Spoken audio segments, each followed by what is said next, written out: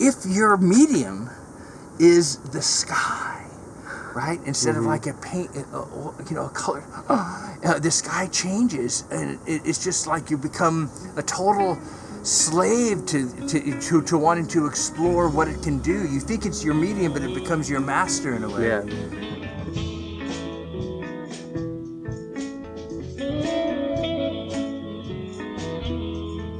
A few months ago, I met Randy while on a walk in Echo Park. He has created an art installation at his house that uses the sun, not just through shadow, but through the use of homemade refracting lenses.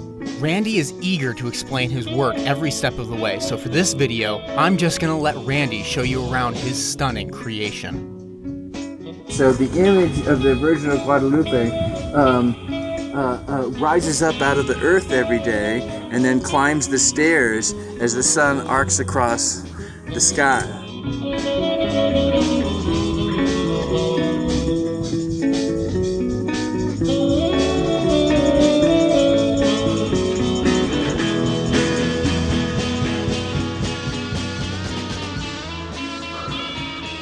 now you're seeing it from the front. Yeah, this is gorgeous. So it's a step. I can ask you to come over here. Yeah. When the sun is on the other side. Huh. You see that tiny blazing blue light in the blue ones? Mm-hmm. You see how you see two bright lights, not one? That's because you're seeing two tiny, but very real, blazing suns in two tiny skies, one of which is upside down.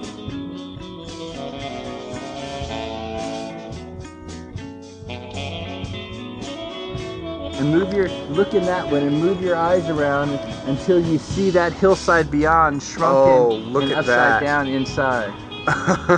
Isn't that killer? That is totally killer. And when you take a teardrop-shaped vessel, but that doesn't come to a point, but then flares out again, right? Unlike an actual teardrop, and make it solid glass or full of water, miraculously, Einsteinian weirdness becomes not one but two lenses: a convex lens, analogous to a convex mirror in a funhouse, and a concave lens, analogous to a concave mirror, right? And it turns out that a convex lens, of course, takes the world view and turns it upside down, right? Mm-hmm. That's what you see in the upper part. But the concave lens, the stem, where the walls of the stem are not parallel, they're not cylindrical, it's flared out, so they're concave, and that turns into a concave lens, which also captures the field of view, but doesn't turn it upside down. It does, however, turn it on its vertical axis for some bizarre reason. Well, you see those blue ones there? Mm-hmm.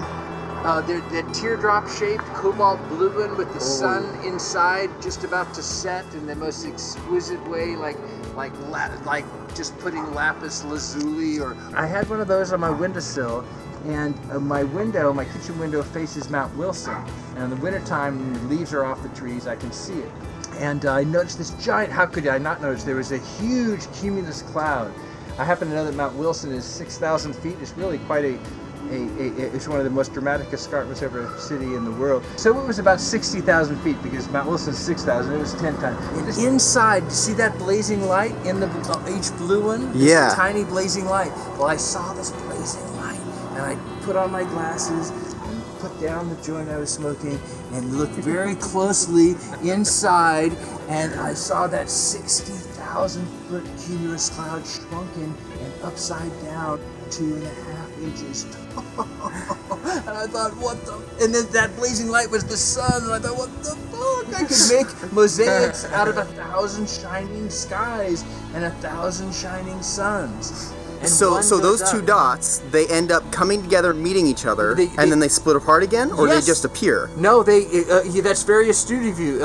In the morning, if you're standing on the street and you look up as it rises, they're coming together. Mm-hmm. But then if you change position and come here, and once they've done that, they split apart again. I've made 18 of these in the last 19 years. You made 18. Since you guys were in grade school, probably. Yeah. And this was one end of the first one I made. Oh, wow. Oh, look at this.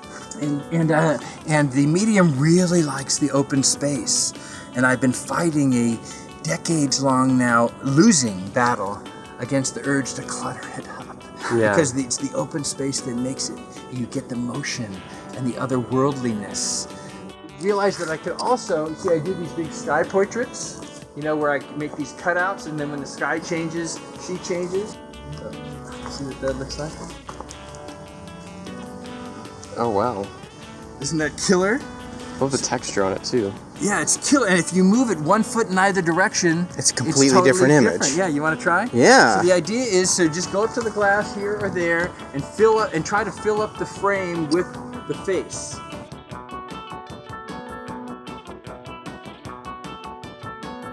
What is more spectacular and moving and just totally engrossing visually in our experience on a day-to-day level than the sky? If you bother to look up, what evolution has caused us to notice, if you take for instance, a sunset and shrink it and put it where you wouldn't ordinarily see it, and you're gonna notice it if you've never seen that before. And then if you do 1,000 of them, you're really going to notice it.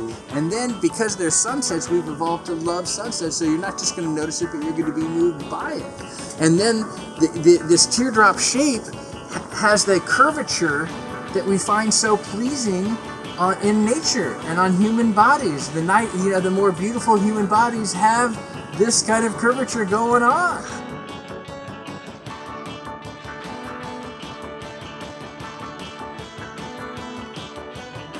Okay, say this again. So you're planning over here. Well, I'm going to build a 150 foot long, 30 foot tall dragon, but it won't be in profile. It'll be flying right at you, so it will imply a dragon that's much bigger than that because it's foreshortened. It's coming right at you, right? That's going to be a model for one that I want to be several times bigger, 1/4 mile long, like 50 foot tall.